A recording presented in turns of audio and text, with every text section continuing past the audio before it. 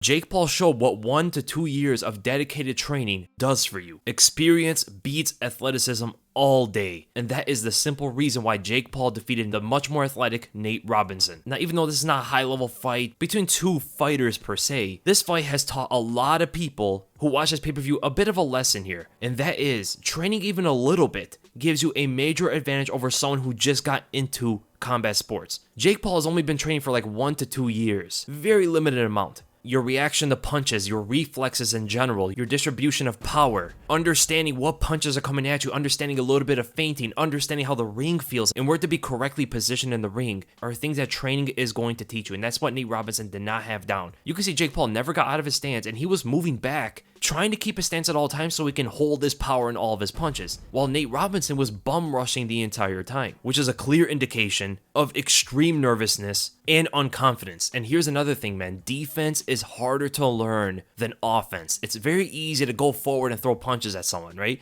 It's a lot harder to react to those. It takes training and a longer time to react to those punches, and that's what Jake Paul had down. He was slipping and blocking telegraph punches. He was clinching up to smother that blitz so he can disengage and get back into his reach. And he was countering those telegraph punches after he would slip. And that's actually how he knocked down Nate Robinson every single time. He was moving back, slip a punch, and landed that overhand right as a counter punch. I am actually a bit impressed with Jake Paul's ability already to be able to generate this kind of power moving backwards. This usually takes a longer amount of time to generate that necessary amount of power, which means that Jake Paul is relatively athletic himself, which is something I did not know about. Right, so if you look at that first knockdown, Jake Paul slips the jab, tries to counter with a whipping left hook, but he misses because his eyes are off of Robinson, so allows Robinson to further move forward. But notice what Jake Paul does here. With his left hand, the same punch he threw the left hook with, it's in between him and Robinson. So what he does is he uses it to frame on Robinson to create some distance so he can move away. Nate Robinson blitzes forward with a winging left hook, and Jake Paul doesn't even put his hands up. He's so confident to get away from it, he just moves back.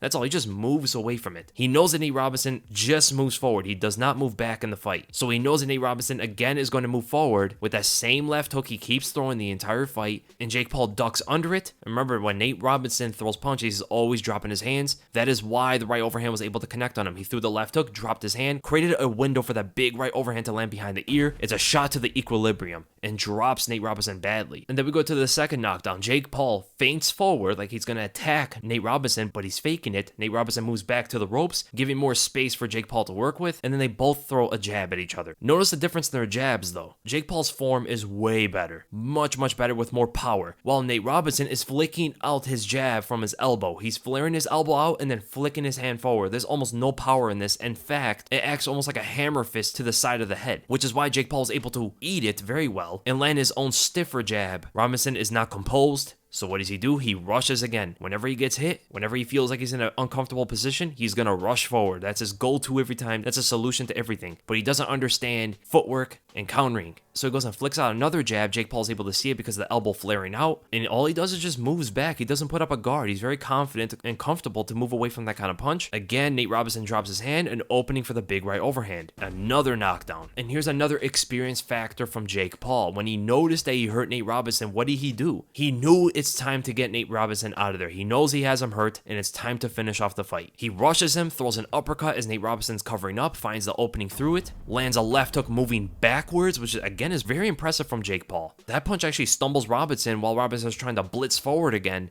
and Jake Paul lands an overhand right moving away again on the inside of Nate Robinson's long left hook. This is something I talk about a lot. Straighter punches beat looping punches. If you attack on the inside while the opponent is throwing a looping punch, like a wide punch, you're going to connect harder and you're going to connect first, as well as you're going to be able to defend their hook because of maybe the shoulder. You're able to react faster because your punch is getting in there first, and this just knocks out Nate Robinson cold. A good performance and kind of like a good lesson for everybody to realize how much skill and experience matters, even if it's 1 year. If you trained 1 year, you have a major advantage over most people on the planet. So I hope you guys enjoyed the breakdown. If you did, make sure to thumbs up. If you enjoyed my content, make sure to subscribe, and I'll see you guys in the next video.